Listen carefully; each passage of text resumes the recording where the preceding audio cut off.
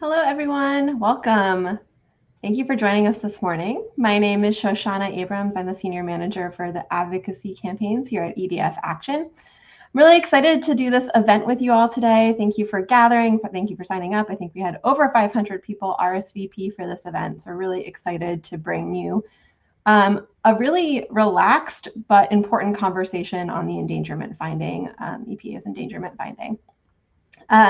Before we get started today, a reminder that you can type any questions you have into the comments from wherever you're watching from, be it YouTube or Facebook. We are aiming for a short session today, just 30 minutes of your time to get some good information and some action done with us. We'll have a few minutes for Q&A, and we'll also be sharing some helpful tips for submitting meaningful public comment. EDF, together with Moms Clean Air Force, has already submitted comments from our top scientists, from our legal experts, and from supporters like you. Together with Moms Clean Air Force, over 30,000 of you have submitted public comments on the endangerment finding. That's truly incredible work, record numbers. I want to take a moment to just thank you all for being so engaged on this important issue. And we're really doing this together. We're fighting the good fight together. So I want to have you all join me in welcoming two of my wonderful colleagues, EDF legal and regulatory expert, Peter Zauzow, and Moms Clean Air Force public comment extraordinaire, Sam Schmitz. Peter and Sam, welcome to the conversation. Thank you for joining us this morning. Thanks so much, Shoshana. Excited to be here. Awesome. Well, this is Coffee and Comments, so I hope you all have your mugs ready at home, and I know Peter and Sam do as well. Just a casual question this morning. What's in your mug to start us off? I can go first. I've got some green tea that I found in the office, trying to start the day off on a good note. Excellent. Thanks, Sam. I've just got my regular cup of coffee here. Amazing. We here at EDF and Moms Clean Air Force are just like you, starting our day. So let's get started and really jump into the weeds of this. I wanted to pass things over to Sam to give us a little bit of explainer of what the endangerment finding is. It's a pretty wonky thing. I think we've all struggled to try and explain this to people. It's nitty gritty. It's in the weeds of the way EPA functions and scientific classification. So Sam, can you tell us a little bit about how you communicate about the endangerment finding to the moms community? And then we'll move over to Peter to get the real legal analysis. Yeah, totally. So the endangerment finding is the legal and scientific foundation for EPA's ability to regulate climate emissions. So that means how they're able to protect us and future generations. This is something that they issued way back in 2009 after their own EPA research found that climate pollution does in fact endanger public health and future generations because of the way that it heats the planet. So this has been in place for a really long time, and there's a lot at stake in terms of the EPA's ability to do their job. Their mission is to protect human health and the environment, and this effort to rescind the endangerment finding would fundamentally impair that. So, you know, the biggest implications will be for future generations like mine, Gen Z, our kids, and their ability to have a safe and stable planet in the future. And we just need to be able to depend on EPA to do their job and protect us. Thanks so much, Sam. Peter, what do you have to add to that description? And how is it that the administration is able to challenge settled science like this? Well, thanks, Shoshana. And Sam's description was really great. And I think the short answer to your second question is we don't think they can, consistent with the law or the science. And so it's important, I think, here to underscore that what this administration has done is issue a proposed rule. So it's not yet final. It's out for public comment. And the proposal is really flatly inconsistent with EPA's legal obligations under the Clean Air Act. The Supreme Court has determined that greenhouse gases are air pollutants, and that EPA must regulate them if it makes a science-based finding that they harm human health and the environment, and EPA has done that. That's been upheld by numerous courts over the last 15 years. And it's based on record evidence, scientific evidence that's just overwhelming in terms of the harms and the impacts that climate pollution is having on people across the country. And so, in light of both of those features, we don't think that there's, any basis or in law for the administration to move forward with this really damaging action. Thanks so much, Peter. Can you say a little bit while we're on this subject about the real impacts if this moves forward on EPA's ability to protect people and the environment? Absolutely. And as Sam alluded to, they're enormous. I mean, this rescinding this action, if the administration is successful in doing it, will mean dramatically more climate and health harming pollution. Will mean higher costs for people across the country, and it'll mean more harms. And so you want to kind of talk about each of those a little bit. This action that we're talking about here repeals the science-based endangerment finding. And it also, as part of the action, repeals all greenhouse gas emission standards for motor vehicles that EPA has ever adopted for light-duty vehicles like our passenger cars and trucks, and medium and heavy-duty vehicles like freight trucks and buses. So, those standards have been in place since 2010 and have been sort of sequentially strengthened, and this proposed action would get rid of all of that. So what does that mean? It means at least 10 billion tons of additional climate destabilizing pollution over time. That's more than twice the amount that the US emitted last year. It means more health harming pollution that will be responsible for an additional 12,000 premature deaths over time. It means higher costs. And so, we know when we have these common sense climate protections in place, they help to save people money. Repealing them will increase costs on families across the country. And that's borne out in EPA's own analysis as part of the proposal. So we see up to $350 billion more cost for Americans. That's largely in the form of, forcing Americans to spend more money on gasoline. And the administration's own analysis also shows that gasoline will be more expensive. So increasing prices by a quarter in 2035 and about 75 cents in 2055. So really kind of deeply damaging across the board. And it's important to underscore, those are the impacts of this specific action in repealing standards for motor vehicles. The intention here is to eliminate EPA's ability to reduce climate pollution more broadly. And that, of course, will have even more far-reaching and damaging consequences. Yeah, it's a really dire story that we're telling here.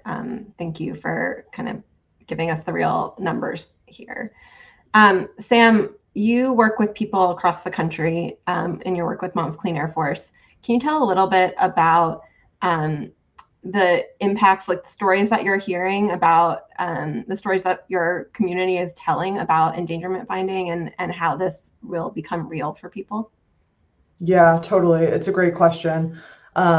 It's hard to always imagine exactly what this is going to look like, but I think there's a lot of people that are telling their story in really powerful ways, and looking forward to helping all of you tell your story as well. But the impacts are going to be really vast. Climate change is already happening. There's catastrophes happening regularly in terms of extreme weather, and it's getting worse. And we need to make sure that it doesn't continue to get worse, and that EPA maintains their ability to handle this problem.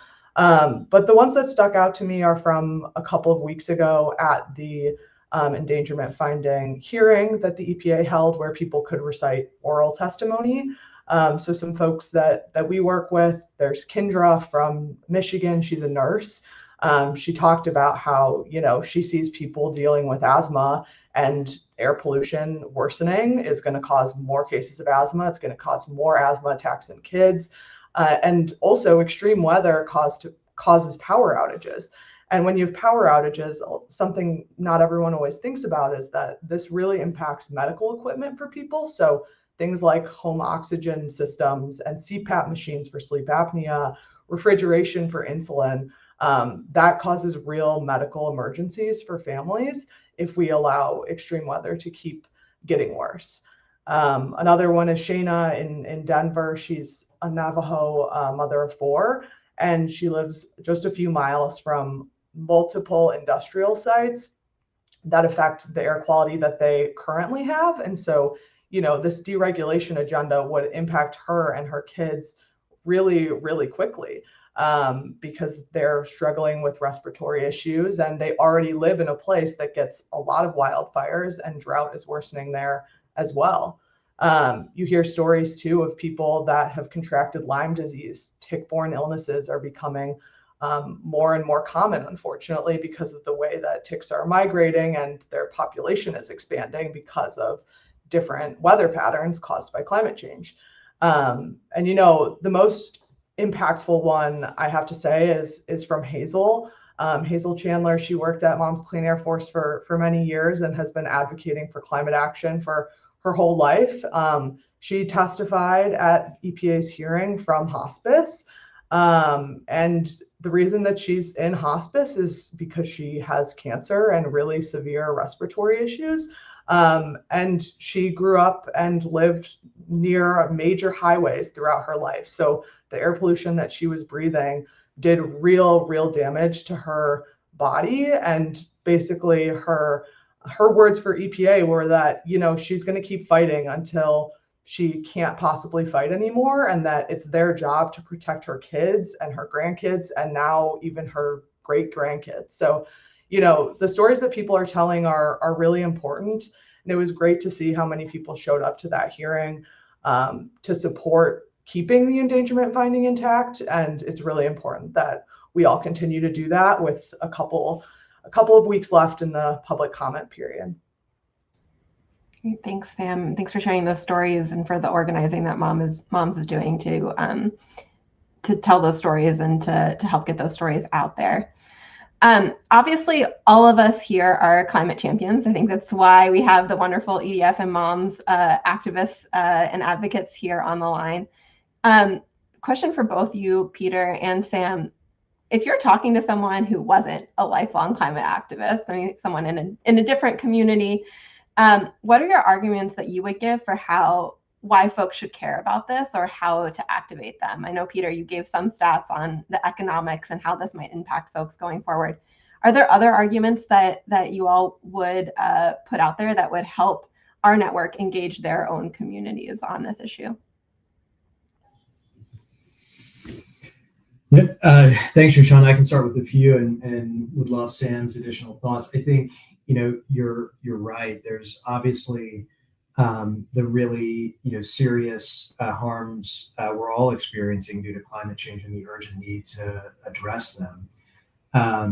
There's also, with all of these clean solutions, with many of them, they cut harmful air pollution as well. And so, we know that they protect public health, from those pollutants in addition to the climate benefits. We also know clean solutions are cheap solutions, and they help to save people money and to really promote affordability. And so some of what I described earlier relates specifically to vehicles. We know clean cars help to save consumers money. When EPA adopted standards for clean vehicles in 2024, they estimated that a new clean vehicle would save consumers $6,000 in avoided fuel and maintenance costs over the life of the vehicle. So we know that there's economic savings there as well. That's true for clean energy. Clean energy is some of the cheapest forms of energy we have, and so really preserving a rational, predictable, stable framework to reduce pollution and advance clean solutions, I think benefits us all economically. And the final thing I'd say is, we're in a world, an increasingly globally competitive world, where we're seeing other countries make investments in these clean solutions. We have been doing that here in the U.S. as well, and that's been just a huge boost to the economy, to jobs. We have over 200,000 jobs in clean vehicle manufacturing, for instance, that are supported and consistent with these standards. And so they really help to benefit Americans and communities across the country who are part of that manufacturing renaissance. Yeah, thanks, Peter. I'll throw another big economic statistic in there that last year the US had 27 climate disasters that caused over $1 billion in damage each. So, as extreme weather and climate disasters become more and more common, Americans can't afford to deal with them. 57% of Americans are living paycheck to paycheck, and we just can't afford to let this continue. Similarly, today's children, that's what we talk a lot about as a community of parents and caregivers. Today's children are expected to face 3 times more climate disasters than their grandparents. So they're going to be having to deal even more with not just the economic impacts of that, but the emotional and the mental health impacts of that, and the displacement of those. But I think another thing that stands out to me is that this is also about science and about democracy. Americans overwhelmingly believe that climate change is happening, it's impacting them, they're seeing extreme weather in real time, and they expect their government to protect us. We saw 97% of the oral testimonies a few weeks ago at EPA fighting to save the endangerment finding. So, again, people are on the same side, very generally speaking. And the EPA needs to listen to the people that they're supposed to be protecting and supposed to be representing. And they also need to listen to the science, which there's been consensus for decades at this point. So yeah, there's lots of different arguments to be made, even just beyond those around climate or air pollution, but it certainly will have really vast economic impacts, and same with just the precedent that this sets for the way that our government represents us.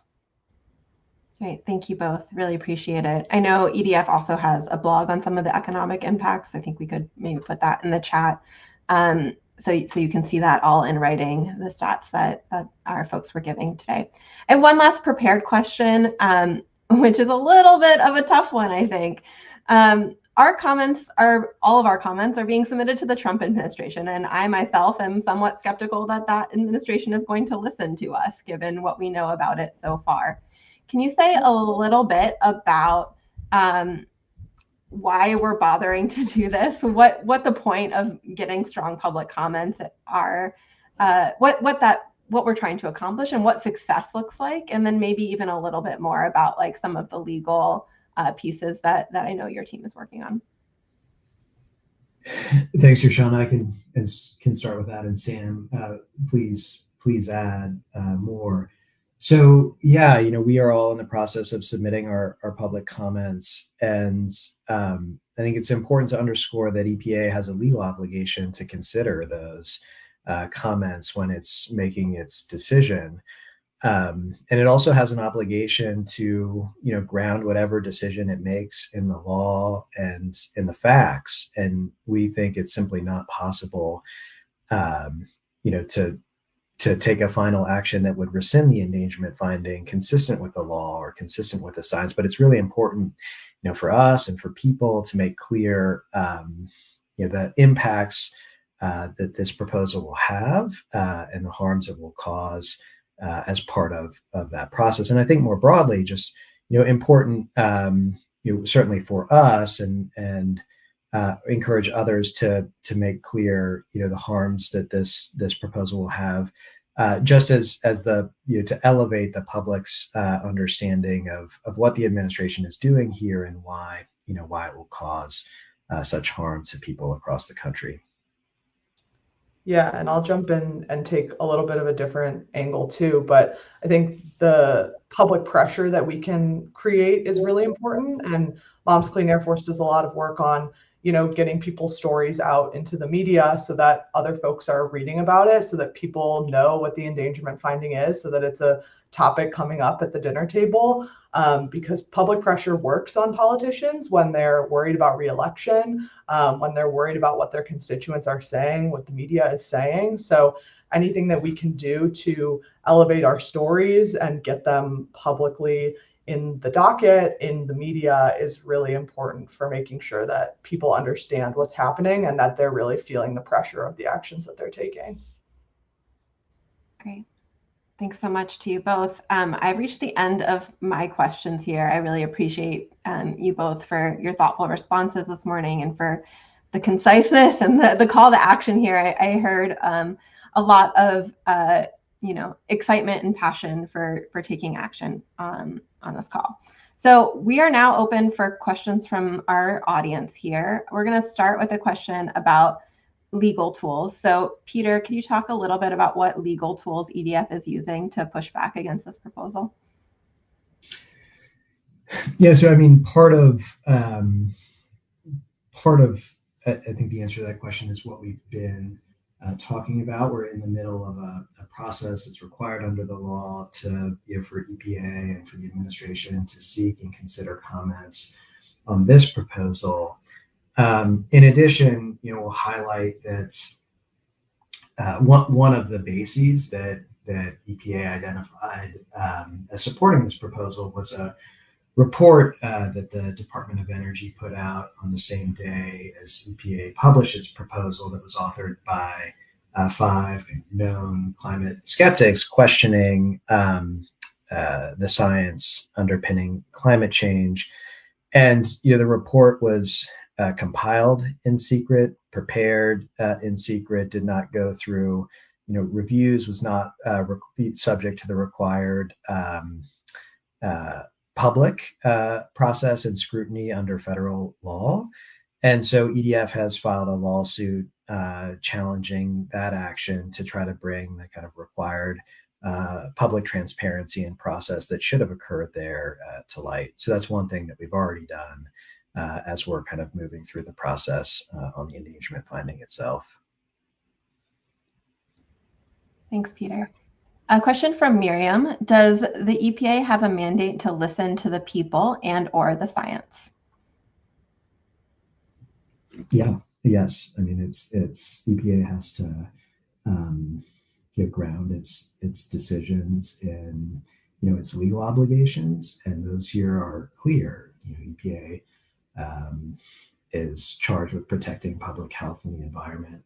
As we were talking about earlier, the Supreme Court and other courts have determined that have upheld the endangerment finding against challenges, and EPA has obligations to ground its actions in science and data, and that's clear here too.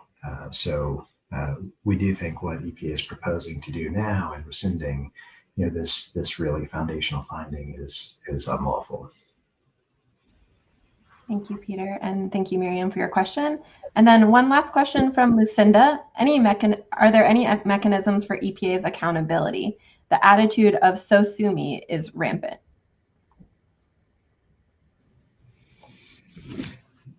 Yeah, so I think building from Sam's response earlier, part of this is engaging in this process in a way that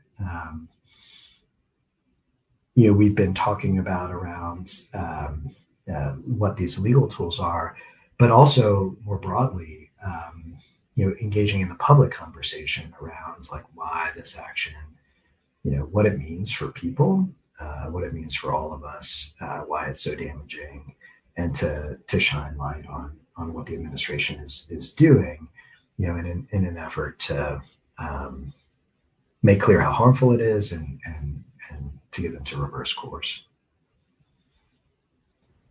Great. Thank you, Peter. And thank you, Sam.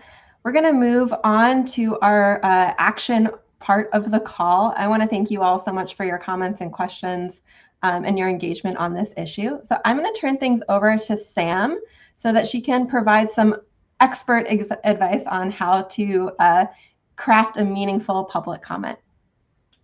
Thanks, Shoshana. Okay, perfect. Yeah, so again, Moms Clean Air Force, and I know EDF as well, has taught tons and tons of people how to make their voice heard at EPA. So we've got it a little bit down to a science here. Basically, we have this template for you all. how to write your public comments. So think about it in 4 parts of, you have an introduction with the clear ask not to rescind the endangerment finding. So you want to say who you are, what state you're from, because, you know, your elected officials care who's speaking up. So saying where you're from is important. And if you identify as a parent, a caregiver, an advocate, that sort of thing, you can share that in your introduction as well. But the main part of it is talking about the climate impacts that you've experienced. So has your family experienced flooding, extreme heat, hurricanes, drought, wildfires, just mental health harms and eco-anxiety? Pretty much everyone has experienced one of those things at this point in time. A lot of times when I'm thinking about my own story, I'll think about, you know, I have asthma, and that has had really dire harms to my whole family. We've spent nights in the ER. It's cost tons in medical bills. So talking about that in relation to air pollution and climate change, or talking about the fact that my mom lives in a wildfire zone. So think about how this affects you, your family, your community, and you want to tell that story and make sure that, you know, you're trying to persuade them to care, basically, right? So what is the most compelling way for you to tell them to care? And then you want to incorporate the facts as well. So, you know, it's great and really important to share your story, but you want to make sure that that's backed up by statistics about extreme weather. You know, how many extreme weather events have happened in your community? How much more frequent are they becoming because of climate change? You can just Google these things and find some good facts. Make sure that you're citing your sources when you're submitting your public comments so that they have, you know, that additional legitimacy. But you can talk about the health harms of climate change. You can talk about the history of the courts upholding the endangerment finding and how, you know, this has been challenged before and it's totally illegitimate for it to be challenged again. And then you conclude your statement by just saying, again, please do not rescind the endangerment finding. And instead, you should continue doing your job of protecting public health and the environment. So just try to think about it in those 4 parts. You can write as long or as short as you would like and are comfortable with. This is on the public docket, so it is available online. So just, you know, don't share any information that you wouldn't want out there. But this is a really, really important way for all of us to make our voices heard and make sure that we're on the right side of history. So that's our template. Hopefully that is helpful. We will share the link to the docket either in the chat or after this so that you can make sure you go submit that. The deadline for submitting a public comment is September 22nd. So you've got 12 days, write as much as you want or as little as you want, whatever you have time for. But the more people that are speaking out, the better. I'll turn it back to you, Shoshana. Thank you, Sam. Really appreciate that. We will be following up with a one-pager on this. So if you haven't gotten these written down, that's totally okay. I would also say that writing a personalized, meaningful comment is really important. We and all kinds of advocacy organizations have tools where we write in a draft comment for you, and you can just submit that. But taking the time to personalize the story, to talk about your community, to link to facts and figures that are meaningful to you really does make a difference in how those comments are received. So I would encourage you, anytime you receive an alert from any of our advocacy organizations, to take a moment to really personalize it. It makes a difference. So we have those links there in the chat. I would also say to visit EDF's landing page on endangerment finding. You'll find tons of those facts and figures. So if you're not sure about like what types of AI results you're going to get on a Google search, take some time to look at our webpage and pull some facts from there for your comments. I want to thank you all for joining us. With all of those tips in mind, now it's your chance to submit your public comment. If you've already submitted comments, which I think most of you have probably already done at this point, take a moment to write down names of 5 friends that you think should take action. And after we hang up today, send them a quick email, give them a recording for this and the link, and encourage them to make their voices heard on this important issue. I want to thank you all again so much for being steadfast partners to EDF Action, for your commitment to people and planet, and for joining us today. Take great care, and thank you for your advocacy. And thanks, Sam and Peter. Wonderful job. Thanks. Thank you all. Take care. Bye-bye.